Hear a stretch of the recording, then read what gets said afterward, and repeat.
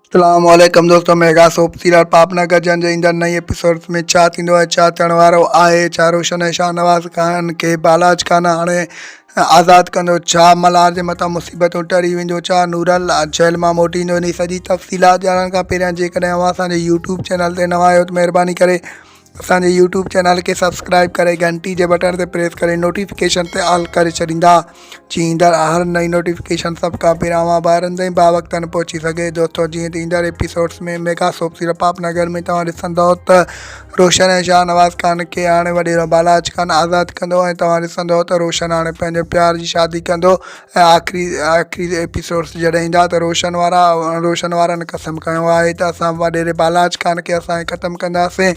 बेहतर तव्हां ॾिसंदव त मल्हार जे मथां हाली मुसीबतूं कोन हटंदियूं। मल्हार वीचारो जीअं जान छॾाइण जी कोशिशि कंदो तीअं मुसीबतूं हुनजे ॻीची में पवंदियूं ऐं ॿिए तरफ़ तव्हां ॾिसंदव त नूरल बि हाणे ॿ टे ॾींहं अञा जेल में हूंदो। कुझु किस्तुनि ताईं उनखे बि हाणे कढण जो सोचियो कोन वेंदो।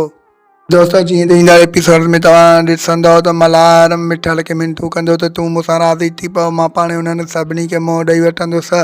मिठल मल्हार खे चवंदो त मूंखे तो मथां यकीन आहे, तूं कोन नथो करे सघीं, तो इहो कमु न आहे कयो। मां गमदिल वारनि खे सम्झाइण जी कोशिशि कंदुसि। ऐं ॿी तव्हां ॿाहिरनि खे ॻाल्हि ॿुधाईंदा हलूं त हीउ ड्रामो हाणे थी सघे थो 100 किस्तुनि खां पोइ या 90 किस्तुनि खां पोइ ख़तमु थींदो, हाली ख़तमु कोन थींदो, थी सघे थो त 2026 में ख़तमु थींदो। दोस्तों, असांजो रिपोर्ट तव्हांखे कीअं लॻो? जेकर पसंदि आयो हुजे त महिरबानी करे पंहिंजो क़ीमती राय कमेंट सेक्शन में ज़रूरु ॾींदा असांखे इजाज़त रखंदा। पंहिंजो ख़्यालु। अल्लाह हाफ़िज़। Thanks for the watching. Javed Ali जलालानी।